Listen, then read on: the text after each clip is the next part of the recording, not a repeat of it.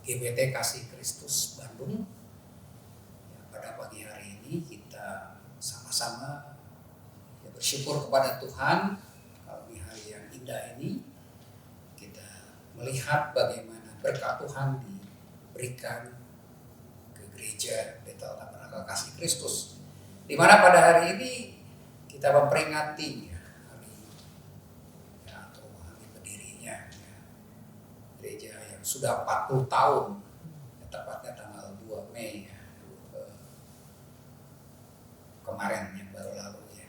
Nah, ada baiknya kalau kita bisa mendengarkan secara langsung kesaksian dari Bapak dan Ibu Gembala di tempat ini sebagai perintis gereja di tempat ini. Ya, bagaimana Tuhan memberikan visinya, bagaimana perjuangannya dalam mewujudkan visi misi dari Tuhan itu. Ya, kita akan coba juga mendengar nanti apa sih harapan selanjutnya dari Bapak dan Ibu Gembala. Ya, baik, mungkin kalau saya biasa panggil Om sama Tante, jadi kita biar biasa saja ya, ya Om Tante gitu ya. Nah, mungkin Om bisa ceritakan bagaimana ketika Tuhan memberikan visi misi kepada Om untuk bisa mendirikan atau merintis gereja di tempat ini. Ya. Silakan Om. Saat itu saya masih bertugas membantu pelayanan penggembalaan di pendeta Boy Timotius Boy Obi sebagai pembela sidang di IBT Lengkong Besar, Jalan Lengkong Besar nomor 9. Nah, visi dan misi untuk membuka pelayanan ibadah jemaat datang melalui dorongan Bapak Gembala IBT Lengkong Besar, yaitu Timotius Boy Obi. Persiapan membuka pelayanan ibadah jemaat. Tempat seperti situasi saat itu, banyak rumah dibuka menjadi tempat ibadah jemaat rumah. Saya tinggal di Rangasari 42 Bandung. Rumah pribadi menjadi tempat pelayanan jemaat. Persiapan membongkar tembok sekat ruangan tamu dan ruang makan sehingga mendapat ukuran 3x6 meter. Itulah ruang awal ibadah jemaat. Pembukaan hari Minggu tanggal 2 1982. 2 Mei Om ya. 2 Mei ya. Ya. Pembukaan itu Minggu 2 Mei 1982 pukul 4 ataupun 16 adalah hari pembukaan awal pelayanan ibadah jemaat. Pembukaan dilakukan oleh pendeta Timotius Boy Obi. Kesimpulan visi dan misi GBT Kasih Kristus yang kita bisa baca, saya dapat dalam surat Roma pasal 8 ayat 35. Oleh Kasih Kristus membuka pelayanan ibadah jemaat untuk pembinaan dan penjangkauan jiwa-jiwa. Makanya baru ini diberi nama GBT Kasih Kristus. Ya, jadi Om sangat terkesannya dengan ayat ini ya, bahwa tidak ada yang bisa memisahkan kita dari kasih Kristus ya.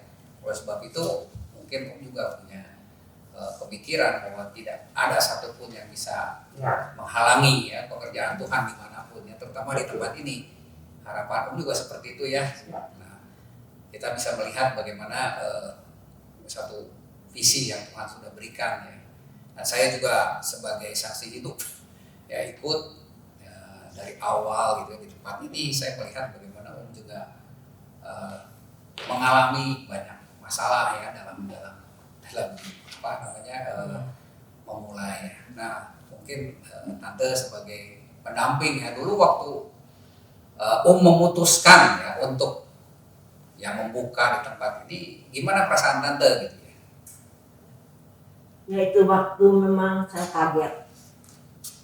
Bahwa biasanya saya ikut ibadah di gereja Tabernakel Lengkong Besar sebagai ya istri pembela sidang. Ya biasa aja ikut kebaktian, ikut setia. Tapi Bapak Gembala memutuskan kita buka di rumah kita ibadah. Saya juga kaget, mana bisa rumah sekecil ini dipakai ibadah dan siapa jiwa-jiwanya yang akan datang. Dan saya juga memikirkan kalau Bapak Gembala itu waktu belum full time, masih kerja, ya nggak gitu khawatir.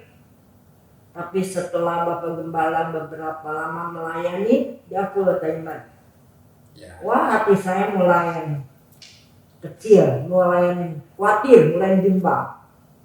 Anak saya 6 sudah sekolah semua. Betul. Itu menjadi satu beban buat seorang ibu memikirkan bagaimana nanti keadaan anak-anak, harus banyak biaya yang diberikan untuk anak-anak. Memang pikiran saya itu takut, bimbang. Lebih baik saya menjadi jemaat biasa, Bapak Gembala kerja biasa. Tapi ini mau full timer. Tapi itu waktu saya bersyukur kepada Tuhan. Kalau saya mulai memikirkan kalau memang tuh Bapak Gembala memutuskan mau full timer, ya saya ikuti aja. Dengan kehidupan berjalan dipimpin oleh Tuhan. Sekalipun anak saya 6 udah semua sekolah tapi terbiayai, semua dicukupi. Ya, Tuhan itu ya. Terus rumah tangga juga dicukupi biarpun hidup sederhana. Dan saya juga memikirkan kalau jadi seorang ibu gembala itu berat. Ya. Harus menghadapi jemaat yang bermacam-macam kemauan, yang bermacam-macam adat, yang bermacam-macam dugaan. Tapi puji Tuhan, saya bisa bertahan di situ dan saya juga bisa mengikuti apa yang Bapak Gembala nasihati. Harus banyak berdoa, harus banyak puasa, harus ramah, harus sabar menghadapi segala perkara. Memang tantangan itu datang begitu berat ya. Dari sidang juga yang bermacam-macam adat, banyak yang macam-macam lah yang membuat hati saya supaya marah, supaya saya membedakan mereka. Tapi itu tidak, yang bikin marah Tuhan itu kemurahan Tuhan. Kalau saya boleh merenungkan semuanya ini sampai sekarang 40 tahun gereja ini. Aduh, begitu panjang waktu yang saya alami, tapi banyak Tuhan memberikan kekuatan, banyak Tuhan menolong dan banyak Tuhan campur tangan, baik di dalam pelayanan, baik di dalam rumah tangga saya. Sehingga sampai saat ini saya masih tetap mendampingi Bapak Gembala untuk melayani. Itu hanya anugerah kemurahan Tuhan. Itu hanya oleh kasih Tuhan kepada kita sekeluarga, supaya kita tetap memuliakan nama Tuhan. Sini. Iya. Ya, jadi memang Tante juga merasa ya banyak sekali masalah-masalah yang muncul baik dari jemaat sendiri gitu ya. Karena mereka bermacam-macam kemauan atau motivasi mereka masuk ke gereja juga kan macam-macam ya Tante ya. Ya, tapi waktu Tante merasa ketakutan seperti itu, kekhawatiran itu disampaikan nggak ke Bapak Gembala? Suka ya. Terus biasanya Bapak Gembala bicara Bapak Gembala yang memberi ya sabar, banyak doa. Kita tidak bisa dengan kekuatan kita sendiri. Kalau bisa puasa, ya saya ikuti. Biarpun saya kurang mengerti lah waktu ya, sebab masih baru-baru sih.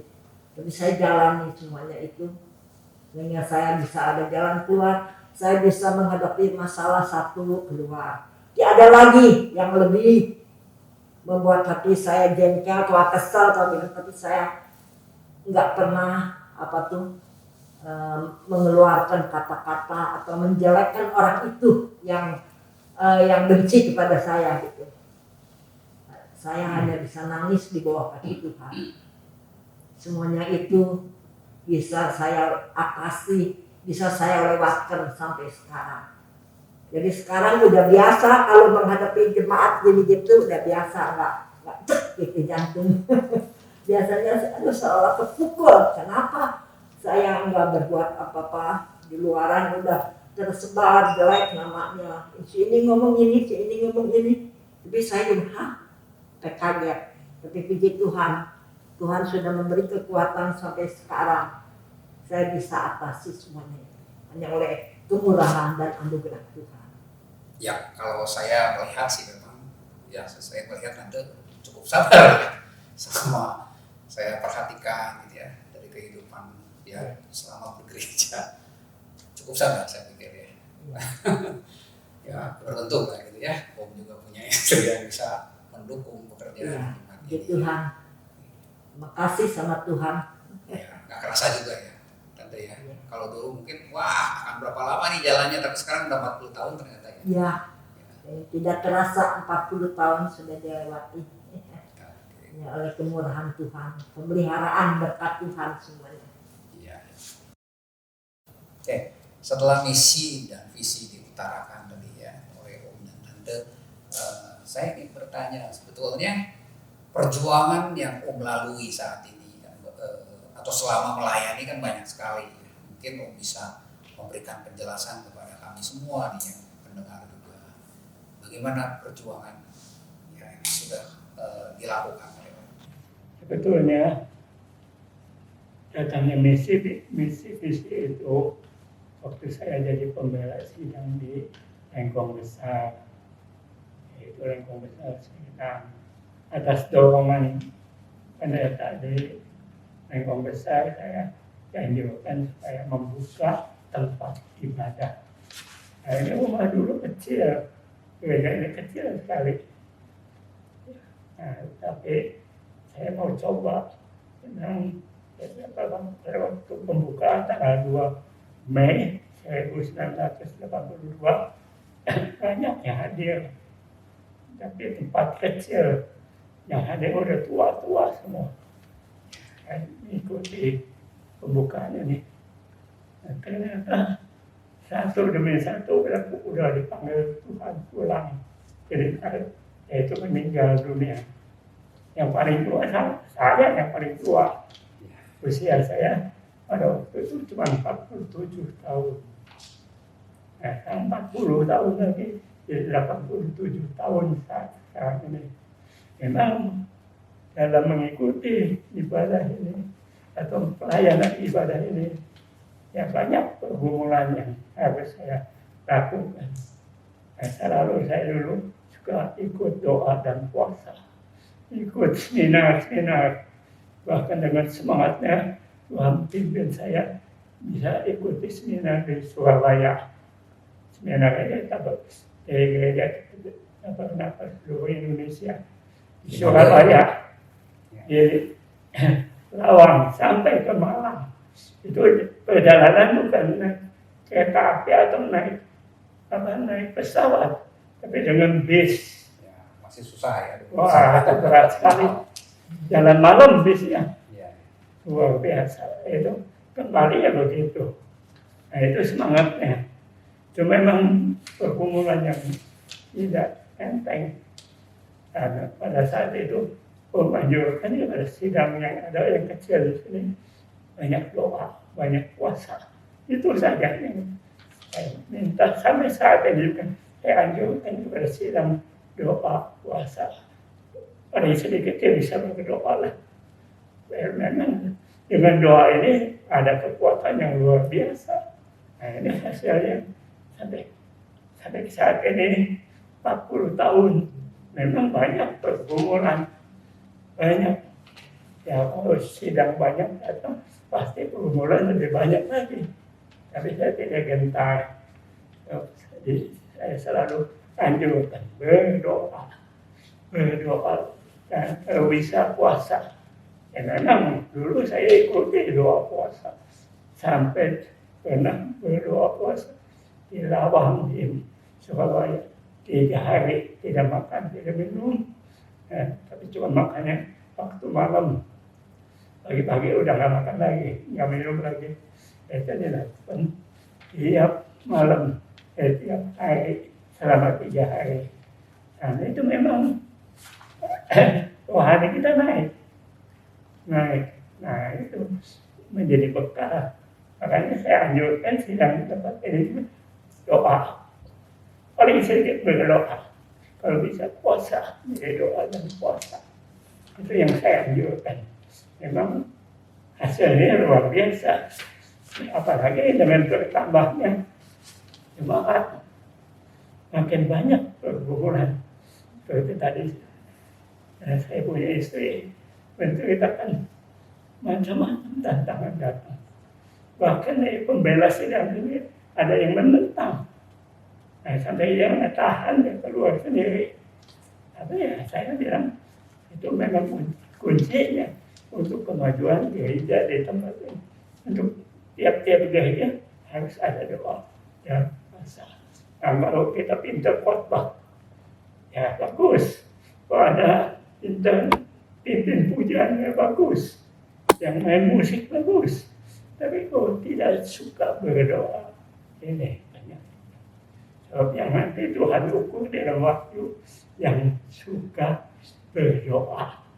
Bukan yang diukur yang main musik, yang pintar khotbah, yang pintar menyanyi atau memimpin pujian. Tidak.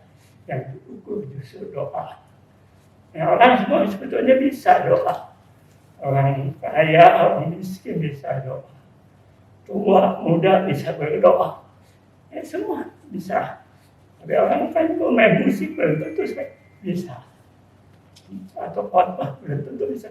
Tapi doa bisa, itu yang Tuhan ukur. Waduh, saya pikir betul itu.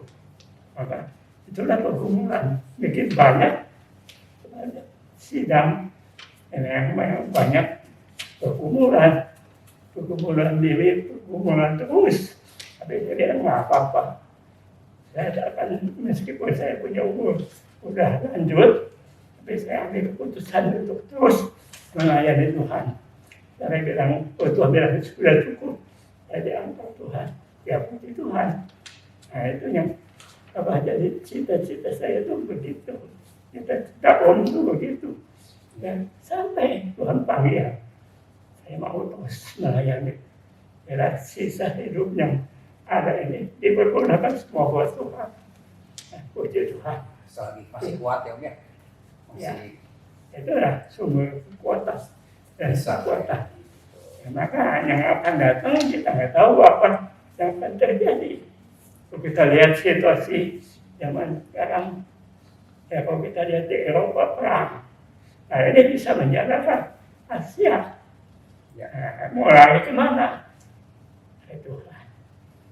Ya, firman Tuhan dibilang tidak ada buat sembunyi, tidak ada buat melindungi diri, hanya kepada Tuhan. Firman Tuhan itu pelindung yang luar biasa. Ya, itu dulu. Ya, dan selanjutnya terus mau melayani sampai akhir hidup. Itu saja kata Tuhan. Angkat hidup. Nah itu kan janji Tuhan. Satu kali orang yang sungguh-sungguh dia akan diangkat hidup. Puji Tuhan. Ya, merasa itu dulu. Memang Om dari dulu menekankan doa ya Om ya. Iya. Setiap pagi juga harus ikut doa, yang mau melayani harus ikut doa. Baik pagi, selasa sore, kemudian juga ya tiap pagi Om ya selalu nomor 1 lah. Sampai saat ini tiap ya paling sedikit jam 4:30 udah di gereja.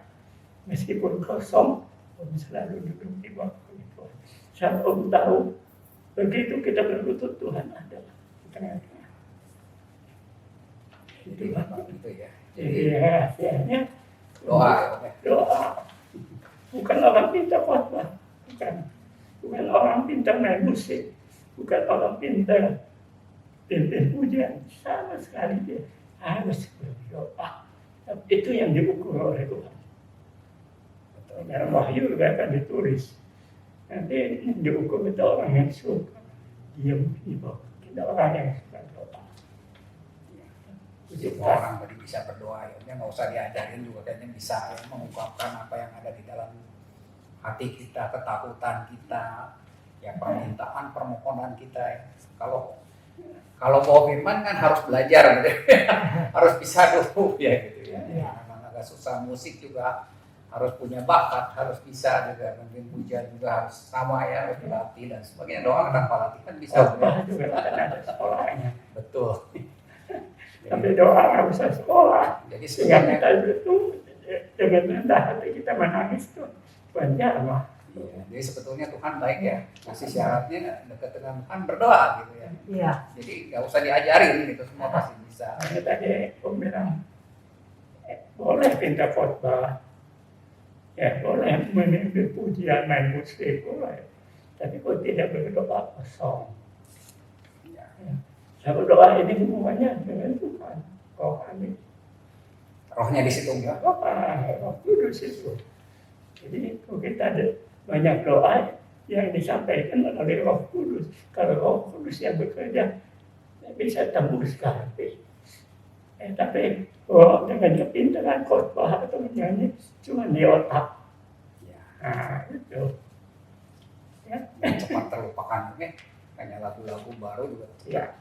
terlupakan. Ya. Nah, selama Om melayani, Tante Om melayani, kira-kira yang paling berkesan ya, di dalam pelayanan Om. Bagaimana? Apa yang paling berkesan, yang mungkin paling membuat Om, atau mungkin Om pernah merasa, aduh saya capek nih melayani Tuhan. Ya, kan tadi Om udah bilang, ya, umur 87 itu bukan enteng. Ya. Banyak sekali gangguan, terutama fisik, terutama jasmani kita. Ya kayak Om, kan tiba-tiba bisa sakit. Pernah masuk rumah sakit 5 hari loh. Ya. Jauh lama di sana. Tapi ya, tetap untuk pikirannya kerjaan Tuhan, pelayanan itu. Hanya kalau Om pikir pimpinan Tuhan itu luar biasa. Ya, makanya Om ikuti terus. Dan sampai akhir hidup juga Om tetap sampai Tuhan datang menjemput Om, ya puji Tuhan. Kita kan semua begitu. Ya. Jadi kalau Tante tadi cerita ya bahwa perjuangannya itu ya Tante ya, banyak omongan yang gak enak gitu kan, tapi kita dilatih untuk bisa lebih sabar di situ Tante ya. Dan saya melihat tadi saya katakan Tante cukup sabar kalau saya lihat itu ya. Itu berkat Tuhan. Nah, ada yang menyenangkan gitu ya, yang paling menyenangkan ketika melayani apa gitu, ketika bagaimana kondisinya gitu. Dulu kan ada suka ada baptisan. Ya. Kalau orang dibaptis ada hati untuk gembira. Ya, memang dengan cerita ini akhir-akhir ini memang tidak ada lagi, belum ada diadakan baptisan lagi. Nah, itu juga memenangkan satu jiwa. Ya. Itu jadi terus gembira di situ. Jadi bukan soal berkah, bukan soal keuangan, tidak. Satu jiwa dia bisa bertobat, percaya sebetulnya dia bertobat, puji Tuhan. Itu menggembirakan.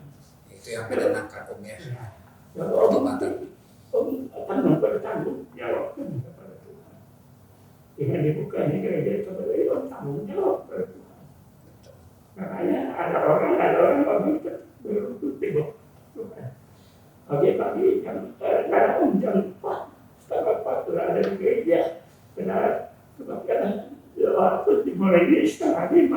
Ya, setengah 5. Tapi Om selalu ingin mempersatukan Tuhan. Mempersatukan Tuhan. Nggak rugi lah. Makanya Om anjurkan, kita pergi ke kota, cari Tuhan sama satu. Rumah ada gereja di kota bisa kita doa ajaknya. Coba mereka yang inap di situ. Ada berdoa. Kalau kita nomor satu kan Tuhan, berarti Tuhan itu dihargai. Sama aja dengan rumah tangga. Kalau anak tahu-tahu pergi, jadi nggak bilang apa. Ya gimana? Tapi kalau anak yang baik, dia akan selalu bilang sama bapaknya, mamanya, saya mau ke sana. Nah, kita orang tua berkata, kita doakan. Nah, itu juga Tuhan begitu sebetulnya. Ya Om, tadi kan Om bicara ya, sebetulnya Om ingin kan ketika pelayanan ini akan terus berjalan ketika Tuhan panggil ya baru Om siap gitu ya untuk meninggalkan pelayanan ini gitu kan, atau diangkat bersama-sama dengan yang lain ya, jemaat dengan orang percaya lainnya ketika Tuhan datang kedua kalinya. Tapi tentu kita juga kan nggak tahu ya yang mana yang Tuhan akan berikan. Nah, di usia yang sudah cukup lanjut ya tentu Om juga masih tetap berharap kan bagaimana nih gereja ini ke depannya, apa yang Om inginkan nih dari apa dulu mungkin Om sudah mulai ya melayani, merintis dan sebagainya dengan segala perjuangan Om. Nah, tentu kan nggak mau sia-sia juga bukan Om ya, hasil perjuangan ini harus ada yang terusin, harus gimana gitu. Nah, harapan Om dan Tante untuk ini untuk gereja ini seperti apa sih gitu? Harapan Om, ya Tante, itu hal-hal yang baik, yang positif. Supaya gereja ini tetap berkembang. Bahkan Om sebetulnya udah memikirkan beberapa di sini perlu tempatnya mundur ke belakang. Kalau orang pikir ini tempat ada pintunya nggak tahu nggak tembok. Ya itu yang Om pikirkan. Ya itu tuh mundur rumah kan cukup besar. Nah itu harapan Om ya hal yang baik dan positif supaya nama Tuhan tetap diangkat ditinggikan. Supaya mereka semua memiliki kasih Kristus. Itu yang ini. Ya Om kan makanya bisa mau berjuang menjadi sudah menerima kasih Kristus. Bahkan sudah diikat dengan kasih Kristus. Jadi apapun yang akan terjadi akan alami. Dengan Roma pasal 8 ayat 35 itu begitu. Dikatakan siapa yang akan memisahkan kita dari kasih Kristus. Universal, kesesatan, kelaparan, kepayanan. Nah itu yang harus kita alami. Tapi tetap Yesus menyertai. Sama seperti Rasul Paulus mengalami itu. Makanya Ibrani katakan yang bisa, yang dapat memisahkan apa? Kita dari kasih Kristus. Pencobaan segala apa? Dari kasih. Karena kita sudah percaya memiliki kasih Kristus dan ikat kasih Kristus. Yang saya lepas. Kamu sendiri begitu. Dulu ikut kebaktian asal-asalan. Dengan banyak kecewaan yang masuk. Membuat kita jadi memiliki kasih Kristus dan diikat dari kasih Kristus. Makanya apapun yang akan terjadi itu akan terima. Sampai usia 87 bahkan berdoa sampai Tuhan datang. Ya, supaya satu kali kita semua mau percaya seperti firman Tuhan mengatakan bisa diangkat hidup dan seperti itu mungkin harapan fisik ya Om ya, gereja ini pengen digedein lagi gitu ya. Nah kalau secara kehidupan rohani gitu ya, untuk jemaat yang sudah ada atau Om masih juga berpikir ya betul sih kalau fisiknya akan dibongkar berarti kan ada harapan juga Om ya. Banyak jiwa lah datang gitu ya. Ya pasti lah. Betul. Tempat sudah di sini akan pasti orang datang. Dulu memang kita khawatir siapa yang mau datang ke tempat ini. Ya memang tempatnya kecil dulu. Karena beberapa kali dibongkar. Betul. Di rumah kota Madia bongkar.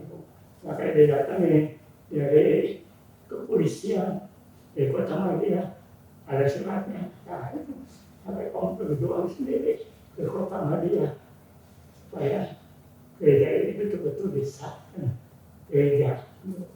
Dulu kan ada apa namanya, Wow. ya pelang itu, ya kan, sampai itu masih diangkat, nggak diperbolehkan. Sampai tahun di dalam, tapi orang pikir ya sudah, orang udah tahu ya masuk datang, ya bukti orang jalan berapa, begitu hal. Ya kalau saya lihat kan memang dulu itu kan maksudnya gereja ini memang kecil ya Om ya. Terus dengan apa namanya ya doa lah, berkat doa itu kan kirim banyak jiwa, tambah lagi diperlebar, dibongkar, betul ya. Terus ya sampai kita lihat juga bangunan ya cukup representatif ya untuk sebuah gereja gitu. Peralatan juga cukup lengkap dan sebagainya. Nah, kemudian untuk perkembangan jiwa-jiwanya sendiri gimana nih Om harapan untuk? Ya maaf, pasti mereka juga. Dulu waktu mereka mengalami cinta pertama, pengalaman di mana-mana datang. Nah, kita lihat aja jiwa-jiwa yang jauh di sini, yang ada yang di Bugis. Ledeng. Yang di Ledeng juga datang. Ya orang jauh semua datang. Apalagi dulu orang datang ke sini udah tua dari Jakarta, sengaja datang ke sini untuk ikut doa, ikut sembahyang sini. Jadi lihat Tuhan ada di sini. Dia percaya, jangan nangis. Ternyata Tuhan ada di sini. Yang betul-betul itu menjadi harapan kita ke depan. Tiba-tiba akan bertambah terus. Ya. Kalau saya lihat memang ya saya ikut dari awal, memang jemaat di sini adalah orang-orang yang setia ya, berpuluh-puluh tahun ikut Om gitu ya. Itu memang sudah apa namanya sudah terlihat lah gitu ya. Dan usianya sudah bertambah juga ya sesuai dengan ya, bertambahnya tahun gitu.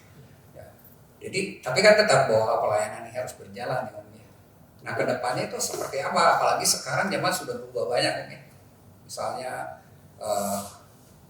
kesetiaan orang sekarang sudah tidak bisa diharapkan sebetulnya. Di mana di bidang apapun, di pekerjaan juga sama. Jadi kutu loncat semua.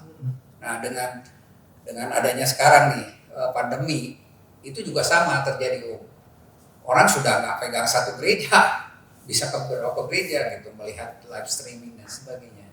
Nah tentu kan ketika misalnya sudah mulai membaik kembali, itu akan berjalan dua-duanya akan jalan.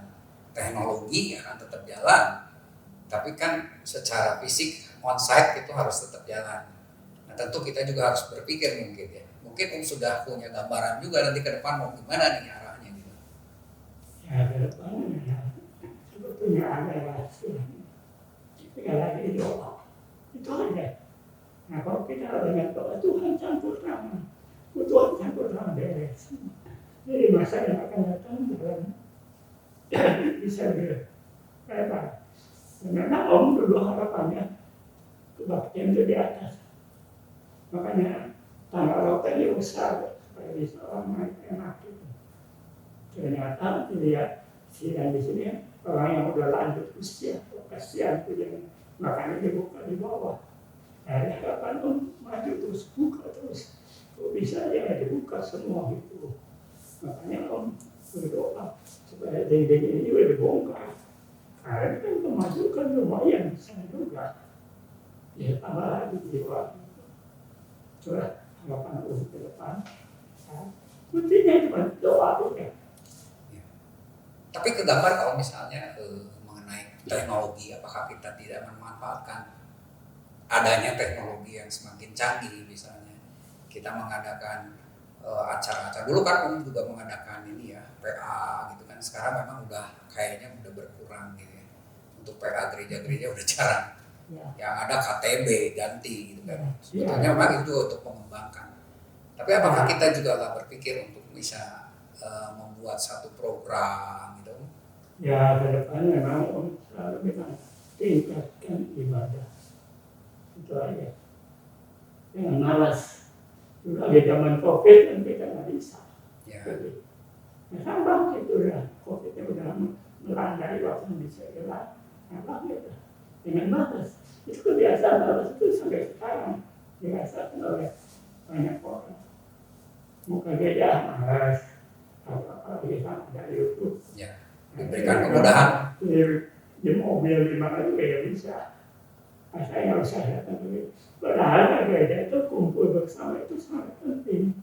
Itu yang Om doakan mereka ini sadar dan mereka mau datang. Ternyata memang dilihat itu sidang itu bertambah.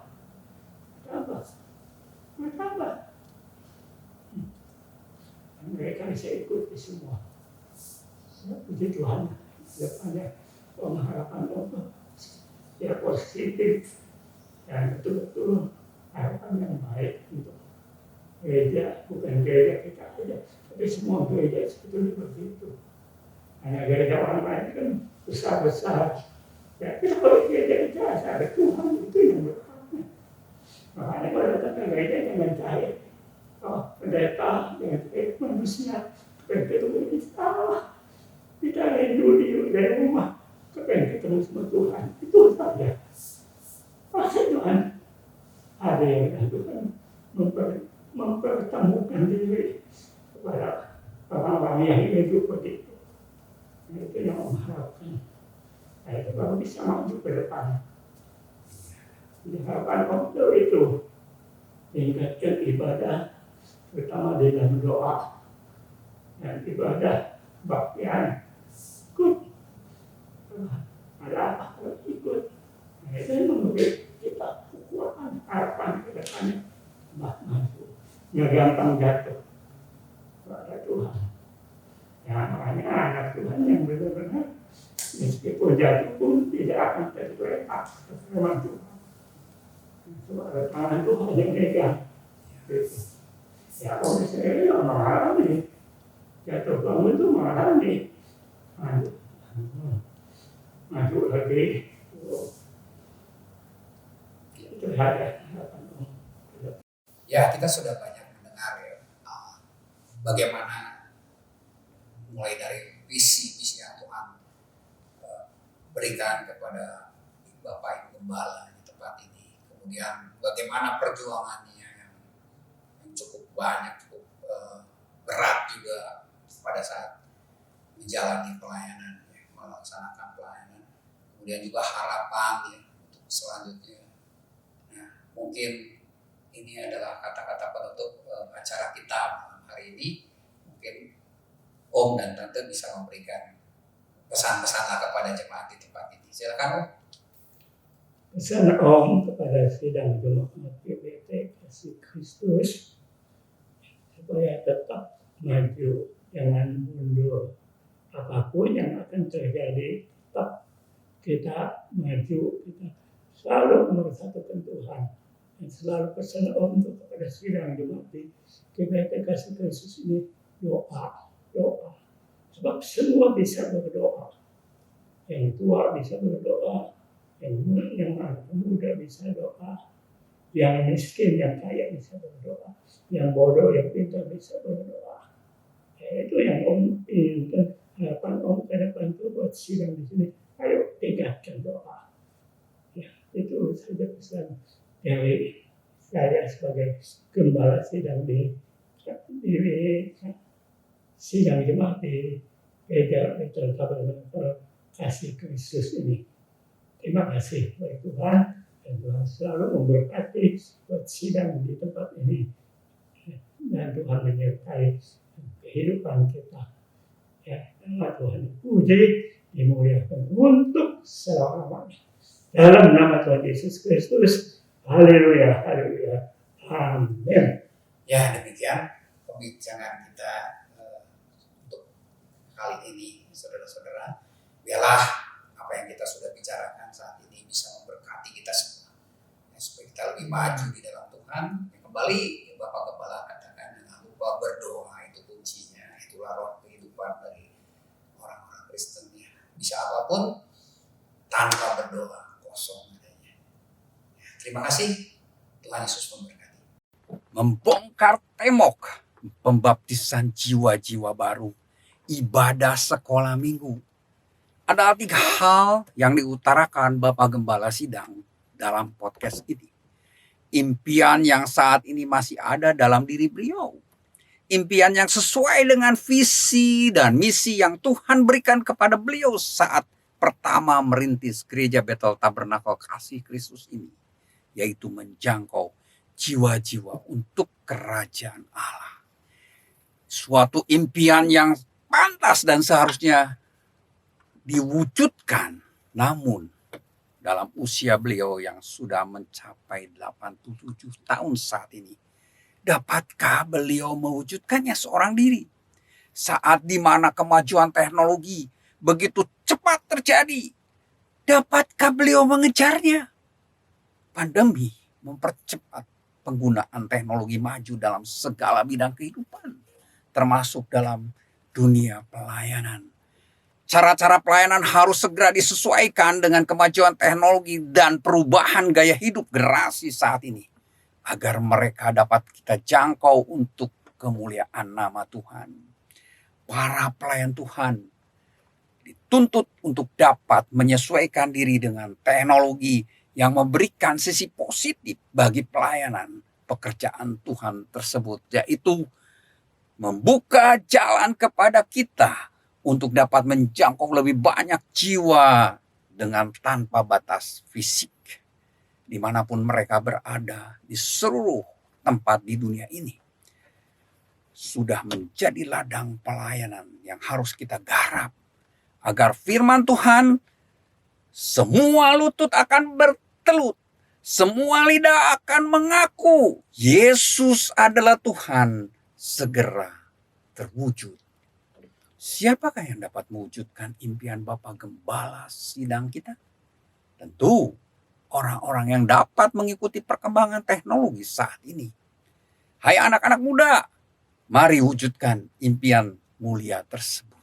Siapkan dirimu untuk melanjutkan visi dan misi yang telah Tuhan tanam dalam diri Bapak Gembala Sidang kita. Pekerjaan Tuhan tidak boleh terhenti. Dan tugas penerima tongkat estafetlah yang harus mewujudkan impian mulia tersebut. Bersiaplah, berjuanglah, karena pekerjaan Tuhan tidak boleh terhenti. Yang disebabkan kita tidak dapat mengikuti, menyesuaikan diri dengan kemajuan teknologi yang terjadi. Oleh sebab itu belajarlah, jangan berhenti belajar. Karena orang yang berhenti belajar sudah seharusnya melepaskan kepemimpinan. Itulah yang dikatakan oleh Rick Warren, seorang hamba Tuhan terkemuka. Wujudkan impian Bapak Gembala Sidang kita, guna kemuliaan nama Tuhan kita, yaitu Tuhan Yesus Kristus. Kita pasti bisa, karena Tuhan berkata dan akan selalu menyertai kita semua dan memperlengkapi kita dalam menjalankan pekerjaan Tuhan di dunia ini. Tuhan Yesus memberkati kita semua. Biarlah podcast ini boleh memotivasi kita untuk maju terus di dalam pekerjaan Tuhan